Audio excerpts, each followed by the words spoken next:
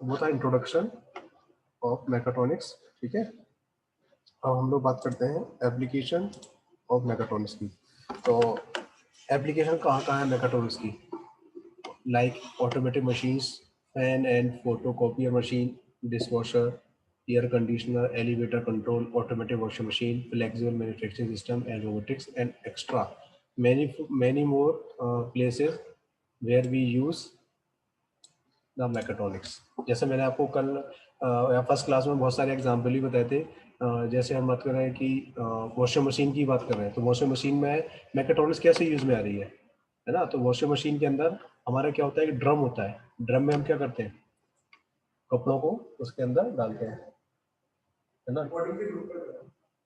ठीक है, हम क्या करते हैं, ड्रम में कपड़ों को डालते हैं। तो ऑटोमेटिक वॉशिंग मशीन क्या करती है कि क्लॉथ का वेट को सेंस करती है, वेट के अकॉर्डिंग वाटर इनलेट होता है ड्रम के अंदर, कितने लीटर वाटर उसके अंदर आएगा, like 4 litre, 5 litre, 6 litre, 7 litre, depend upon weight of the cloth, cloth का वेट कितना है। ठीक है, वाटर इनलेट हुआ, फिर उसमें एक बॉक्स होता है या लोकेशन होती है जहां पर हम क्या करते हैं, पाउडर को पहले से, वॉशिंग पाउडर को पहले से डाल के रखते हैं। अब ऐसा तो नहीं है कि पूरा पाउडर एक बार में वॉशिंग मशीन ले लेगी। अगर ऑटोमेटिक वॉशिंग मशीन है तो अकॉर्डिंग टू द क्लॉथ वो क्या करेगा, डिटर्जेंट को भी मिक्स करेगा वाटर के साथ। तो जितना डिटर्जेंट रिक्वायर्ड है उतना ही डिटर्जेंट जाएगा। फिर ऑटोमेटिकली उसको पूरा सेंस कर लिया उसने, वही क्लॉथ का वेट जितना है, डिटर्जेंट आ गया, वाटर आ गया। फिर हमें मशीन को चलाना कितनी देर है, तो ऑटोमेटिक टाइमर भी सेट होगा, ऑटोमेटिक टाइमर भी सेट होगा कि हमने मशीन को कितनी देर तक रन कराया। ठीक है, 30 मिनट तक रन कराना है, 40 मिनट तक रन कराना है, 45 मिनट तक रन कराना है। तो these are overall process of automatic washing machine. तो इसमें मैकेनिकल पार्ट हमारा क्या है, ड्रम वगैरह जो हम बनाते हैं, कितना साइज का हमारा ड्रम होगा। इलेक्ट्रॉनिक्स कितना यूज आ गया, हम टाइमर लगा दिया, सर्किट लगा लिया, हमने सेंसर लगा दिया, वेट सेंसर लगाया कि उस वेट के अकॉर्डिंग हमारा क्या हो रहा है, वाटर इनलेट हो रहा है या डिटर्जेंट इनलेट हो रहा है ना? इलेक्ट्रिकल कनेक्शन में दे रखे हैं, कहीं कोई मोटर लगा रखी होगी वॉशिंग मशीन को रोटेट कराने के लिए, क्लॉकवाइज एंटी क्लॉकवाइज हमारी मशीन रोटेट हो रही है, तो हमने इलेक्ट्रिक मोटर लगा रखी है। तो mechatronics is the branch, mechatronics is branch of different branches. Mechatronics हमारी डिफरेंट ब्रांचेस का कॉम्बिनेशन है, like electrical, electronics, mechanical, computer science and instrumentation. तो यस्टरडे भी मैंने आप लोगों को बताया था। तो इसलिए हम ऑटोमेटिक वॉशिंग मशीन में मैकाट्रॉनिक्स यूज में लेते हैं। लाइक एयर कंडीशनर, एसी में भी हमारा यही केस होता है ना? तो सिमिलरली फैन बॉक्स, मतलब जितने भी एग्जांपल है कहीं ना कहीं हमारी मैकाट्रॉनिक्स, या हम बात करें कि हमारी मैकाट्रॉनिक्स के अलावा हमारे जितने भी टर्म्स है, सारी हमारी टर्म्स इसके अंदर इंक्लूड हो रही है। ठीक है, रोबोटिक्स में भी जैसे हम मान लो कोई रोबोट बनाते हैं, तो आप कोई रोबोट डिजाइन करते हो, तो मुझे उसका स्ट्रक्चर बनाना है ना? तो मुझे कितने का उसकी लेंथ लेनी है, मान लो उसका हैंड बनाना है या लेग बनाना है, कितने का स्टील का प्लेट काटना है, फिर ड्रिल करना है, होल्ड करना है, माउंट करना है, बेल्ड करना है। तो कई सारी चीजें जो हम डिजाइन करेंगे वो मैकेनिकल पार्ट हो गया। फिर रोबोटिक्स को रन कराना है तो हमें सेंसर लगाने पड़ेंगे या मोटर लगानी पड़ेगी, जिसको स्टेपर मोटर बोलते हैं, कि भाई इतने एंगल में ये हमारा हैंड मूव करेगा, इतने डिग्री में मूव करेगा, 20 डिग्री का बनाना है, 40 डिग्री का बनाना है। तो these are all over the example of mechatronics. यहाँ सारे एग्जाम्पल हमारे मैकाट्रॉनिक्स है। इसके अलावा और भी कई सारे एग्जाम्पल है जो हम डेली लाइफ में यूज में लेते हैं मैकाट्रॉनिक्स के लिए। ऑटोमेटिक इंडस्ट्री, जो हमारी इंडस्ट्रीज है, उसमें भी हम मैकाट्रॉनिक्स का यूज में लेते हैं। ऐसा नहीं है कि इंडस्ट्री के अंदर भी यूज में नहीं होता। तो कई सारी इंडस्ट्री है जहाँ पर हम मैकाट्रॉनिक्स का यूज में लेते हैं। फर्स्ट है इसमें, नेक्स्ट टॉपिक है benefit of mechatronics in manufacturing. तो बेनिफिट्स क्या क्या है? ठीक है, बेनिफिट्स क्या है, जैसे हम सब लोग जानते हैं कि मैकाट्रॉनिक्स होता क्या है ना? तो अब मैकाट्रॉनिक्स से क्या बेनिफिट हो रहा है, कोई बता सकता है क्या बेनिफिट हो सकते हैं मैकाट्रॉनिक्स से? कोई आइडिया किसी को? कोई आइडिया नहीं? देखिए, हम अगर मैकाट्रॉनिक्स की बात नहीं कर रहे हैं, हम नॉर्मल मैकेनिकल की बात करें। अगर मान लो कोई मुझे एक सिस्टम डिजाइन करना है, मैं without computers and without robots की ह्यूमन मेड कोई डिवाइस बना रहा हूँ, है ना? तो मुझे क्या करना पड़ेगा बेसिक उसमें, जैसे सपोज करो कि मैं कोई मुझे ड्रिल करना है, है ना, मैंने एक प्लेट ली, 12 mm की प्लेट ली, उसमें मेरे को ड्रिल करना है, तो मेरे को ड्रिल कितनी डेप्थ तक करना है, तो मैं क्या करूंगा कि एक उसमें जो बिट लगाऊंगा ड्रिल करने वाली, है ना, फिर मैं उसकी मशीन के नीचे रखूंगा और फिर मैं बार बार उसको उसकी डेप्थ तक जाऊंगा। अगर सपोज को मैंने ज्यादा देर तक उसको ड्रिल करने के लिए अलाउ कर दिया, तो वो उसको आर पार भी कर सकता है। मुझे आर पार ही नहीं करना था, मुझे केवल एक फिक्स पोजीशन तक ड्रिल करना था, या एक फिक्स सेंटीमीटर साइज पे ड्रिल करना था, या मिलीमीटर साइज पे ड्रिल करना था।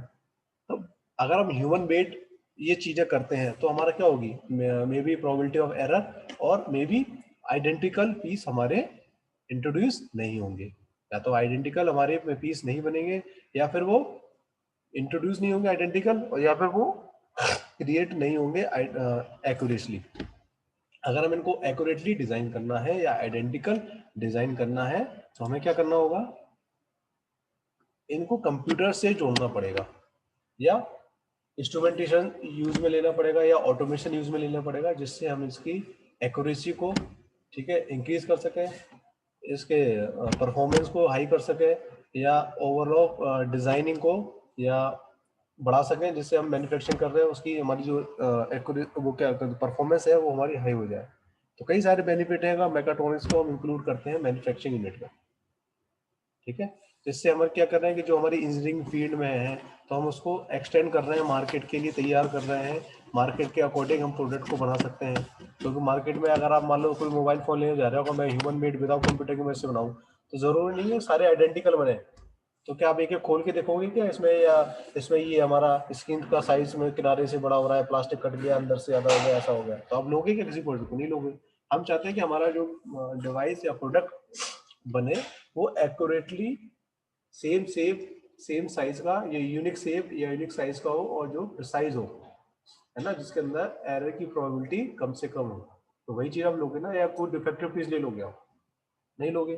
तो according to manufacturing market, we have to add different tools and automation in our mechanical industry. तो यही हमारा बेनिफिट है कि हम मैकाट्रॉनिक्स अपनी इंडस्ट्री में क्यों यूज में ले रहे हैं, ठीक है। तो मैकाट्रॉनिक्स में अगर हम देखें तो इसके अंदर अगर हम मैकाट्रॉनिक्स यूज में नहीं ले, तो कई सारे गैप्स थे कि मतलब सब हमारे पास जो कोई मशीन्स हैं, हम उन मशीन को कम्युनिकेट करना है या मशीन से हमें कंप्यूटर के थ्रू उनको कम्युनिकेट कर सकते हैं। कम्युनिकेट करने के बाद फिर हम क्या कर रहे हैं, उनको कंट्रोल कर सकते हैं। जैसे मैंने आपको एग्जांपल दिया था पीएलसी का, मैं मशीन को कनेक्ट कर दूं पीएलसी से, और फिर मैं क्या कर रहा हूँ, उसकी प्रोग्रामिंग के थ्रू उसको कंट्रोल कर रहा हूँ, है ना। कि सपोज करो वाटर लेवल इंडिकेटर है हमारा, नॉर्मल सा है, जैसे मान लो नॉर्मल सा एग्जांपल लेता हूँ, वाटर लेवल इंडिकेटर है, मैंने इसको पीएलसी से कनेक्ट कर दिया। जैसे ही हमारा टैंक फुल होगा तो हमें क्या करेगा, हमें इंडिकेट कर देगा। इंडिकेट हम डिफरेंट टर्म्स में कर सकते हैं, आइधर हम कोई बल्ब को ऑन ऑफ करा लें, आइधर कोई हम अलार्म सिस्टम लगा दें, या आइधर कोई हम वॉल्व लगा दें कि भाई ऐसे टंकी वहां ऊपर हो जाए, वॉल्व भी क्लोज हो जाए तो वाटर ऊपर जाए ना। या फिर ऑटोमेटिक हमारा जो पंप है वही बंद हो जाए, डायरेक्ट वही बंद हो जाए, डायरेक्टली हम पंप को ही बंद कर दें। तो कहीं ना कहीं इसको ऑटोमेटिक बनाने के लिए हमें कंट्रोलिंग की या कंप्यूटर्स की रिक्वायरमेंट पड़ेगी। तो यही हमारा मेन बेनिफिट है मैकाट्रॉनिक्स का मैन्युफैक्चरिंग फील्ड के अंदर। हम क्या कर रहे हैं, मशीन्स को कंप्यूटर से कनेक्ट करके उसकी परफॉर्मेंस, उसकी एक्यूरेसी को हाई कर रहे हैं, ठीक है। तो जो मैकाट्रॉनिक्स होता है, मैकाट्रॉनिक्स क्या करता है कि हमें एक ब्रिज की तरह रोल प्रोवाइड कराता है मैन्युफैक्चरिंग नीड्स में, और जो भी प्रोडक्ट हम या मैकेनिकल डिवाइस हम जो बना रहे हैं उनके बीच में जो गैप था, उनके बीच में ब्रिज का काम कर रहा है। यही हमारा बेनिफिट है मैकाट्रॉनिक्स का।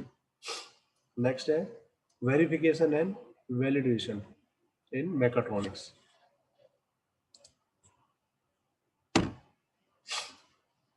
उसको समझने से पहले हमें थोड़ी सी प्रॉब्लम समझना पड़ेगा कि सपोज करो हमारे पास कोई भी प्रॉब्लम क्रिएट हुई। अब हमारे पास कोई भी अगर प्रॉब्लम है, तो प्रॉब्लम स्टेटमेंट क्या होता है, स्पेसिफिकेशन, या इम्प्लीमेंटेशन करोगे तो उसका प्रोग्राम कोड बनाएंगे, और उसको रन कराएंगे तो रनिंग सिस्टम पे जाएगी, ठीक है। तो यहाँ पर आप साइड में देख रहे हो, यहाँ लिखा हुआ अपना वेरिफिकेशन, और ये लिखा हुआ है वैलिडेशन। ये हमारा प्रोडक्ट वैलिडेट चल रहा है कि चल रहा है, यहाँ पर हम उसको क्या कर रहे हैं, वेरीफाई कर रहे हैं हर लेवल का। सिंपल सा एग्जाम्पल है, सपोज करो कि जैसे हम बात कर रहे हैं प्रॉब्लम स्टेटमेंट की, प्रॉब्लम स्टेटमेंट क्या है ना। यहाँ प्रॉब्लम सिचुएशन क्या है। तो सिंपल सा एग्जांपल है, जैसे लेथ मशीन का एग्जांपल लेता हूँ। लेथ मशीन से मुझे ड्रिल करना था।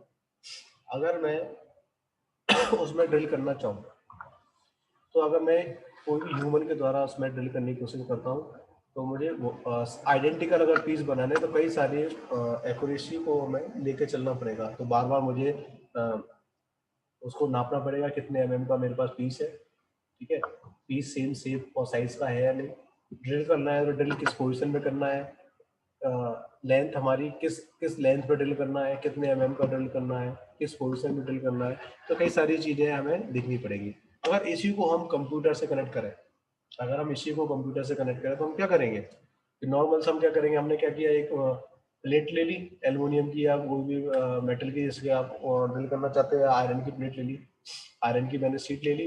अब मैं क्या करूंगा कि कटिंग मशीन से पहले मैं आइडेंटिकल पीस काटूंगा। तो मैंने क्या किया, प्रोग्राम फीड किया, प्रोग्राम फीड करने के बाद कटिंग मशीन में प्रोग्राम एंटर करा दिया कि भाई मेरे पास इतने साइज की ये आयरन की सीट है या एल्युमिनियम की सीट है, और मुझे इतने आइडेंटिकल पीस चाहिए। तो मैंने उसके डिजाइन के अकॉर्डिंग मैंने क्या कर दिया कि मेरे आप 50 पीस इसके अंदर बन जाएंगे, 60 पीस बन जाएंगे। तो मैंने डिजाइन डाल दी, और वो कटिंग मशीन क्या करेगी, एक एक करके आइडेंटिकल पीस उतने mm के काट के हमें देगी, ठीक है। अगर ये ह्यूमन मेड हम कर रहे होते, तो फिर हमारे आइडेंटिकल में भी कटता नहीं करता, तो बाकी हमें उसको घिसना पड़ता, फिर उसकी मैचिंग करनी पड़ती।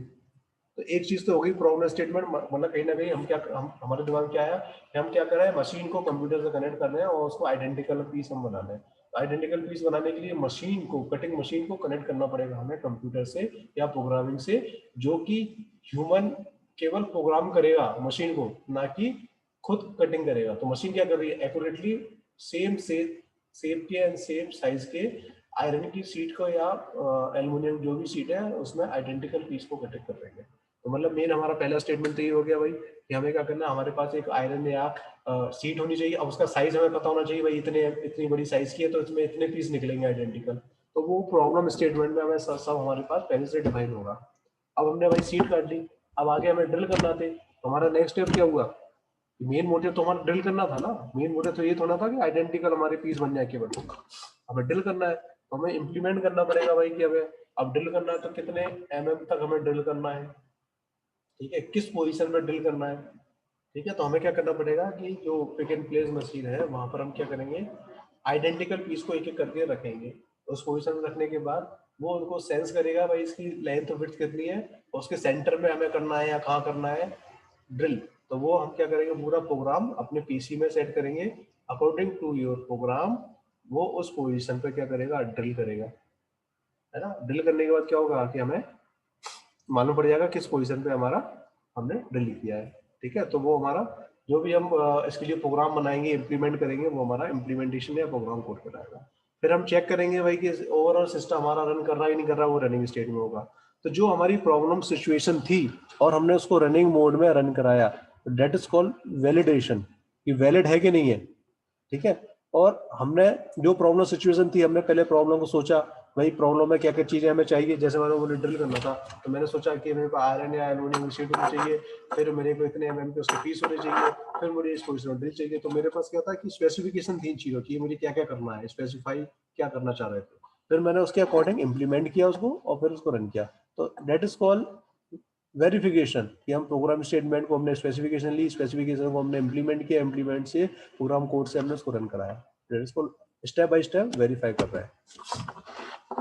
So the terms verification and validation are commonly used in software engineering, means to different types of analysis. The usual definition are validation are building the right system, ठीक है, और verification are building the system right. Validation ये check कर रहा है कि हमने जो डिजाइन किया है वो सही है कि नहीं है, और वेरिफिकेशन हम टाइम टू टाइम पे चेक कर रहे हैं कि हमारा जो हम डिजाइन इंप्लीमेंट करने चाह रहे हैं वो हमारा स्टेप बाय स्टेप सही है या नहीं है, ठीक है। इन अदर वर्ड्स में हम बोल सकते हैं वैलिडेशन हमारा कंसर्न है चेकिंग से, या जो भी हमारा कस्टमर की डिजायर है उससे उसको फुलफिल कर रहा है कि नहीं कर रहा है, नीड हमारी पूरी मिल रही है कि नहीं मिल रही है, ओवरऑल सिस्टम हमारा डिजाइन सही हुआ कि नहीं है, एरर फ्री है कि नहीं है। ये सारी चीजें हमारी डिनोट कर रही है वैलिडेशन को। और वेरिफिकेशन बता रहा है कि जो भी हमने टूल्स यूज में लिया है उससे हमें high quality high accuracy ensure हो रही है कि नहीं हो रही है। वो कहलाता है हमारा वेरिफिकेशन।